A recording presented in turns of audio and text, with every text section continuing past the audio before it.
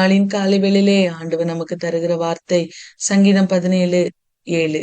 உம்மை நம்புகிறவர்களை அவர்களுக்கு விரோதமாய் எழும்புகிறவர்களை நின்று உமது வலது கரத்தினால் தப்புவித்து ரட்சிக்கிறவரே, உம்முடைய அதிசயமான கிருபையை விளங்க பண்ணும்.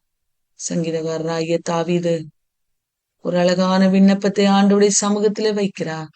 உம்மை நம்புகிறவர்களை அவர்களுக்கு விரோதமாய் எழும்புகிறவர்களை நின்று உம்முடைய வலது கரத்தினால் தப்புவித்து ரட்சிக்கிறவரே, உம்முடைய அதிசயமான கிருபையை என் வாழ்வில விளங்க பண்ணுங்கப்பா என்று சொல்லி ஒரு விண்ணப்பத்தை வைக்கிறதை பார்க்கிற அந்த காலைவெளியிலே என்னுடைய வாழ்விலும் ஒரு அதிசயமான கிருபை விளங்காதா என்று சொல்லி பலவிதமான ஏக்கங்களோடு தேவைகளோடு ஒருவேளை நீங்க இந்த பிரேயர்ல வந்திருக்கலாம்.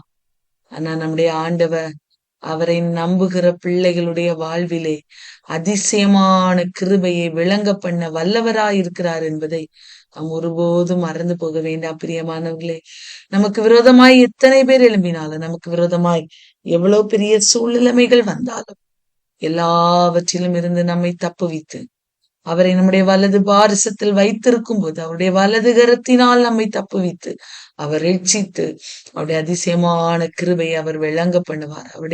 அவருடைய நாமம் அதிசயமானது என்று வேதத்துல வாசிக்கிறோம் அல்லவா? அவர் அதிசயமான காரியங்களை நம்முடைய வாழ்விலே செய்கிற தெய்வமாய் காணப்படுகிறார். அவர் இந்த நாளின் காலவெளியிலே அவரை நம்புகிற பிள்ளைகளாகிய நம்ம எல்லாருடைய வாழ்விலும் அவருடைய அதிசயமான கிருபையை விளங்க செய்து நம்முடைய வாழ்விலே ஒரு அற்புதத்தை செய்ய வல்லவராயிருக்கிறார். நாம் செய்ய வேண்டிய காரியம் அவரை நம்பணும். 100% அவரை நம்பணும். 100% நான் உண்மை நம்புகிறேனப்பா, என் வாழ்வில உடைய அதிசயமான கிருபையை விளங்க பண்ணிருங்கப்பா என்று சொல்லி கேட்கும்போது ஆண்டவர் நிச்சயமா நம்முடைய வாழ்வில அவருடைய அதிசயமான கிருபைகளை விளங்க செய்ய அவர் வல்லவராயிருக்கிறார். பிரியமானவர்களே, வேதத்திலே இயேசு கிறிஸ்து இந்த உலகத்திலே வாழ்ந்த போது அநேக அதிசயங்களை செய்த அதிசயமான கிருபைகளை ஜனங்களுடைய வாழ்விலை விளங்க பண்ணினார் என்று நாம் வேதத்துல வாசிக்கிறோம் அல்லவா? வேதத்துல சொல்லப்பட்ட காரியங்கள் எல்லாம் அவைகள் உண்மையாயிருக்கிறது. அவைகள் நம்முடைய சிந்தனைகளுக்கு அப்பாற்பட்டதா இருக்கிறது. அவ்வளோ பெரிய நன்மைகளை, அதிசயங்களை, அற்புதங்களை நம்முடைய இயேசப்பா அந்த உலகத்துல வாழும்போது அவர் செய்திருக்கிறார். அந்த காரியங்களை நாம் நம்ப வேண்டும், விசுவாசிக்க வேண்டும். இந்த காலை வேளையில விசுவாசிக்கும் போது அந்த அதிசயமான காரியங்கள் நம்முடைய வாழ்விலும் நிச்சயமாக நிறைவேறும் என்று ஆண்டவர் இந்த காலை வேளையில வாக்கு கொடுக்கிறார். பாருங்க, 38 வருஷமாய் வியாதி கொண்டிருந்த ஒரு மனிதன் பாருங்க, பெதஸ்தா எனப்பட்ட ஒரு குளத்தின் அருகிலே அங்கே உட்கார்ந்திருந்தான். இந்த குளத்துக்கு 5 மண்டபங்கள் உண்டு என்று வேதம் சொல்லுகிறது. அன்பானவர்களே, அந்த குளத்தை சுற்றிலும் குருட, சப்பானிகள், சூம்பின, உறுப்புடையவர்கள், வியாதிக்காரர்கள் எல்லாரும் படுத்திருப்பார்களாம். ஒரு தேவதூதன் வந்து அந்த தண்ணீரை கலக்குவான். அப்பொழுது கலக்கும் போது யார் முதலிலே இறங்குகிறார்களோ அவர்களுக்கு சுகம் கிடைக்கும். அன்பானவர்களே, அவன் எப்பொழுது கலக்குவான் என்று யாருக்கும் தெரியாது. சில சமயங்களில் தான் வந்து கலக்குவான். எல்லாரும் எதிர்பார்ப்போடு என் வாழ்வில ஒரு மாற்றம் உண்டாகாதா? என் பலவீனத்திலிருந்து விடுதலை உண்டாகாதா? என்னுடைய இந்த அநேக நாள் பாடுகளிலிருந்து ஒரு சுகம் கிடைக்காதா என்று ஏக்கத்தோடு தவித்து கொண்டு இருப்பார்களாம் அந்த குளத்தின் ஓரத்துல இருக்கிறவர்கள். அன்பானவர்களே, இந்த காலை வேளையிலும் ஏக்கத்தோடு தவிப்போடு இருக்கிறீங்களா?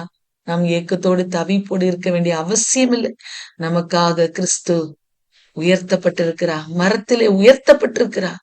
அவரை நோக்கி பார்க்கிற முகங்களுக்கு எல்லாம் ஒரு விடுதலை கிடைக்கும். பிரியமானவர்களே, யார் யாரெல்லாம் அவரை நம்புகிறார்களோ, நம்முடைய வாழ்வை அவருடைய பாதத்திலே யார் யாரெல்லாம் ஒப்பு கொடுக்கிறார்களோ அவர்கள் எல்லாரும் அவரை இயேசுவே என்று நோக்கி கூப்பிடும் போது அவர் நிச்சயமாய் நமக்கு சுகத்தை தருவார்.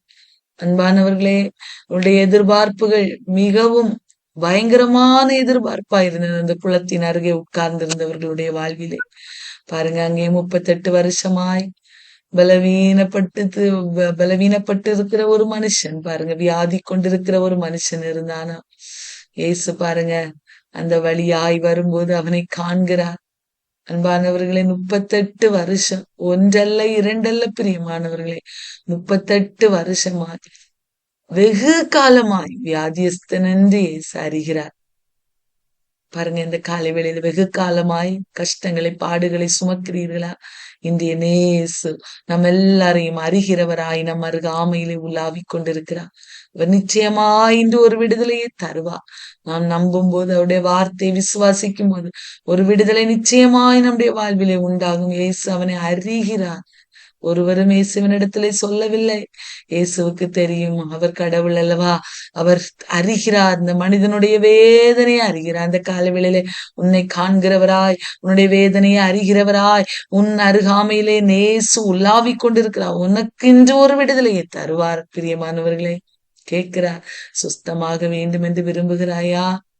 அன்பானவர்களே, நம்முடைய ஆசை விருப்பங்கள் இல்லாமல் இயேசுவால் நம்முடைய வாழ்விலே அற்புதங்கள் செய்ய முடியாது. அந்த மனிதனிடத்துல கேட்கிறார். இயேசுக்கு தெரியாதா அவன் சுகத்துக்காக தான் காத்திருக்கிறான் என்று? ஆனா கேட்கிறார், உன்னுடைய விசுவாசத்தை வர்த்திக்க பண்ணும்படியா, உன்னுடைய விசுவாசத்தை இன்னும் மேன்மைப்படுத்தும்படியாய் கேட்கிறார். சொஸ்தமாக வேண்டும் என்று விரும்புகிறாயா? அன்பான தெய்வ பிள்ளைகளே, அந்த நேரத்துல அந்த மனிதன் தன்னுடைய எல்லா நிலைமைகளையும் அங்கே இயேசுவினிடத்துல சொல்லுகிறார். என்னை கொண்டு போய் விட ஒருவர் கூட இல்லை. ஆனா அங்க இருக்கிற அநேக பேருக்கு, நிறைய பேர் இருக்கிறாங்க அவங்கள கூட்டிட்டு போறதுக்கு, அந்த குளத்துல இறக்குறதுக்கு நிறைய பேர் இருக்கிறாங்க. எனக்கு ஒருத்தர் இல்ல. இந்த காலை வேளையில தனிமைப்படுத்தப்பட்ட சூழ்நிலைமையில நான் தனிமையாயிருக்கிறேனே என்று புலம்புகிறீர்களா? அங்கலாய்க்கிறீர்களா? இந்த காலை வேளையில இயேசு சொல்லுகிறார், நான் இருக்கிறேன், நான் உன்னை அறிகிறவராயிருக்கிறேன் என்று இந்த காலை வேளையில வாக்கு கொடுக்கிறார். ஏன்னா அவருடைய அதிசயமான கிருபையை இந்த காலை வேளையில நம்ம எல்லாருடைய வாழ்வில் விளங்க பண்ணுவேன் என்று வாக்கு கொடுத்திருக்கிறார் அல்லவா?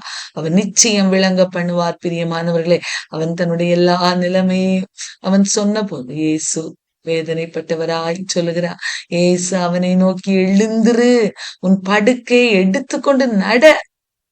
அன்பானவர்களே, இந்த காலை வேளையிலே நம்மையும் பார்த்து நம்முடைய சூழ்நிலைமைகளின் வழியிலே, நம்முடைய சூழ்நிலைமைகளின் மத்தியிலே முடங்கி போயிருக்கிற, சோர்ந்து போயிருக்கிற, தளர்ந்து போயிருக்கிற நம்மை பார்த்து இயேசு சொல்லுகிறார், இது உன்னுடைய வாழ்வின் முடிவு அல்ல. இதிலிருந்து நீ எழும்ப வேண்டும். உன்னுடைய படுக்கையை எடுத்துக்கொண்டு நீ நடக்க வேண்டும். உன் மேல நான் வைத்திருக்கிற திட்டங்கள் பெரியது என்று சொல்லி அவர் வாக்கு கொடுக்கிறார். அன்பானவர்களே, அந்த வார்த்தையை கேட்டவுடன் அந்த மனிதன் சொஸ்தமாகி தன் படுக்கையை எடுத்துக்கொண்டு அவன் நடந்து போனான் என்று வேதம் சொல்லுகிறது. பிரியமானவர்களே, குளத்திலே இறக்கப்பட வேண்டிய அவசியம் இல்லை. இயேசுனுடைய வார்த்தை அவனை சுகப்படுத்தினது. இந்த காலை வேளையிலே இயேசுனுடைய வார்த்தை மாத்திரம் நான் நம்புவோமே, ஆனால் அந்த வார்த்தை அதிசயமான கிருபையை இந்த காலை வேளையிலே நம் வாழ்விலே நிறைவேற பண்ணும், விளங்க பண்ணும். பிரியமானவர்களே, எல்லாரும் கேக்குறாங்க, இன்னைக்கு ஓய்வு நாளா இருக்கிறதே, உன் படுக்கை எடுத்து கொண்டு போகிறது உனக்கு நியாயம் அல்ல. உலகத்தின் மனிதர்கள் சொல்லுவார்கள், நம்முடைய நிலைமைகளை புரியாதவர்கள் சொல்லுவார்கள். அன்பானவர்களே, 38 வருஷம் பிசாசு அடிமைப்படுத்தின ஒரு மனிதனை விடுதலை ஆக்குகிறார். அதை குறித்து சந்தோஷப்படல உலகம். உலகத்தின் மனிதர்கள் அதை குறித்து சந்தோஷப்பட்டு ஆடிப்பாடி மகிழல. பிரியமானவர்களை சொன்னாங்க, நீ ஏன் எடுத்துட்டு போறான்னு சொல்றாங்க பாருங்க. உன் படுக்கை எடுத்துக்கொண்டு எப்படி நீ போலாம் ஓய்வு நாள்?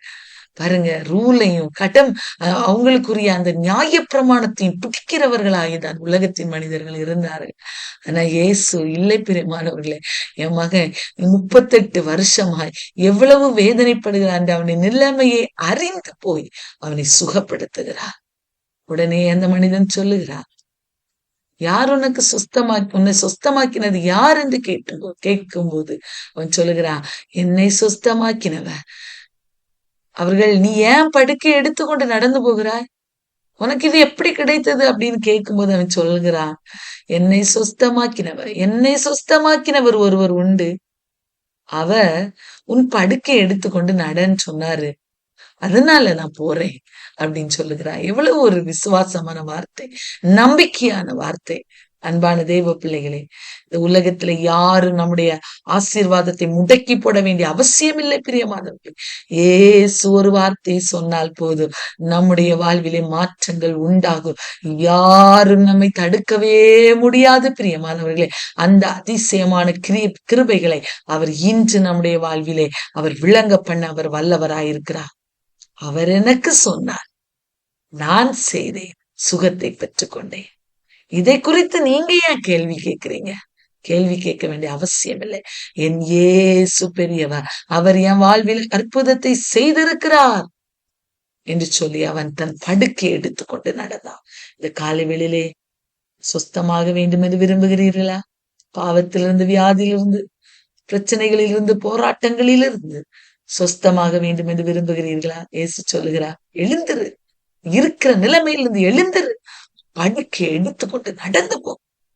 உன் நிலைமையை சொல்லிக்கொண்டு இராதே. அதே இடத்துல உட்கார்ந்து இருக்காத. எழுந்திரு. எழுந்து எல்லாவற்றையும் உதறி தள்ளிவிட்டு, என்னேசு என்னை சுகப்படுத்தி விட்டார் என்று விசுவாச வார்த்தைகளை அறிக்கை செய்து முன்னேறு என்று சொல்லி அவர் வார்த்தையை கொடுக்கிறார். இந்த காலை வேளையிலே அந்த அதிசயமான கிருபையை நாம் இந்த காலை வேளையில பெற்றுக்கொள்ள போகிறோம். அவர் நிச்சயமாய், அவரை நம்புகிற பிள்ளைகளுக்கு அவர் நிச்சயமாய் செய்வார். வியாதியஸ்தர்களுக்கு வெகு காலமாய் வியாதியஸ்தனாயிருந்த இந்த மனிதனுக்கு செய்தார் அல்லவா, அவர் நிச்சயம் நமக்கு செய்வார்.